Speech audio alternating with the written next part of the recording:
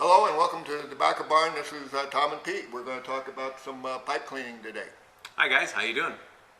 Hey Tom, I'm just started smoking this pipe and I need to clean it. And what would be my first step? Well, basically, Pete, you want to get in kind of the habit after every smoke of using your traditional cotton pipe cleaner. And basically, this pipe cleaner is designed just to pick up the excess moisture in the shank and in the stem. Moisture that the briar is not captured. So basically kind of get in the habit of running a pipe cleaner through it after every smoke. Now down the line, even a fine pipe and fine tobacco can turn a little sour on you. And basically what happens is the tar is built up in the shank area, and you have to give it a more thorough cleaning periodically, and that's where you use the bristle pipe cleaner, the rough.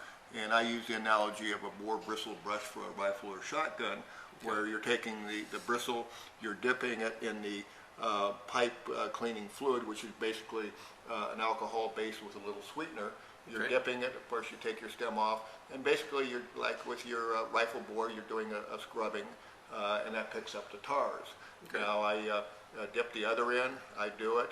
I'm real cheap with a pipe cleaner, so what I'll do is I'll fold it in half because your middle part's still clean. Work that in. You might go through 2, 3, even 4 cleaners where it comes out relatively clean, and the pipe is smoking well again. That sounds good. And what if I just got done smoking my pipe and I have ash in my pipe? How would I go about removing that without damaging the pipe? Well, you don't want to abuse a fine pipe. You don't want to take the pipe and knock it out against a rock or anything like that. What you want to do is your spoon or your scoop on your pipe tool, Pete, doesn't have any sharp edges.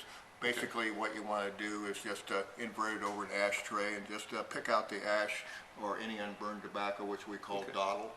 You want to be careful not to disturb the carbon on the inside of the bowl. Why is that? What's the purpose of that? The reason that you have carbon on the inside of the bowl is that it acts as insulation. It protects the briar from the fire. Secondly, we have found if you can carbonize down toward the bottom, that nice layer of carbon down the bottom of the bowl, like good briar, serves to draw moisture out of your tobacco.